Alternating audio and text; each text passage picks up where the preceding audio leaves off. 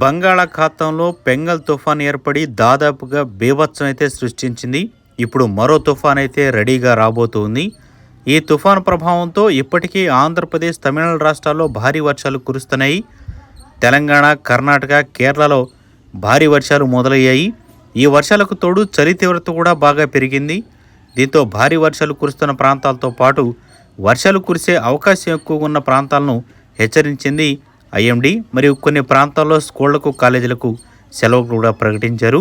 ఇలా ఆంధ్రప్రదేశ్లో పలు జిల్లాల్లో భారీ వర్షాల నేపథ్యంలో స్కూళ్లకు సెలవులు ప్రకటించిన విషయం తెలిసిందే.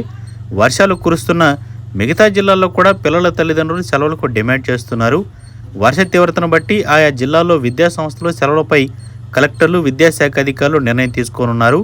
ఇప్పటికైతే మనకి సెలవులు అయితే అయిపోయాయి. చిత్తూరు జిల్లాలో సెలవులు అయితే ఇచ్చారు. బంగాళాఖాతంలో ఏర్పడిన పెంగల్ తుఫాన్ తీరం దాటింది. గత శనివారం రాత్రి మనకి పుదుచ్చేరి సమీపంలో తీరం దాటిన దాని తర్వాత ప్రభావం దక్షిణాది రాష్ట్రాలపై ఇంకా కొనసాగుతూనే ఉంది. ముఖ్యంగా ఆంధ్రప్రదేశ్లోని రాయలసీమ, కోస్తాంధ్ర ప్రాంతాల్లో భారీ నుంచి అతి భారీ వర్షాలు కురుస్తున్నాయి. ఒక్కసారిగా కొండపోత వర్షం కురుస్తుండటంతో ఆకస్మిక వరదలు సంభవించే అవకాశం ఉందని కూడా వాతావరణ శాఖ హెచ్చరిస్తుంది. ఇక ఇవాళ ఏపీలో భారీ వర్షాలు కురిసే అవకాశం ఉందని వాతావరణ శాఖ హెచ్చరించింది. దీంతో ముందుగానే అప్రమత్తమైన పలు జిల్లా కలెక్టర్లు స్కూళ్లకైతే సెలవులు ఇవ్వాలా అనే దానిపై చర్చ అయితే జరుపుతూ ఉన్నారు. చిత్తూరులో ఇప్పటికే భారీ వర్షాలు కురిసి పరిస్థితి ప్రమాదకరంగా మారింది. దీంతో వాగులు, వంకలు వరద నీటితో ఉధృతంగా ప్రవహిస్తున్నాయి.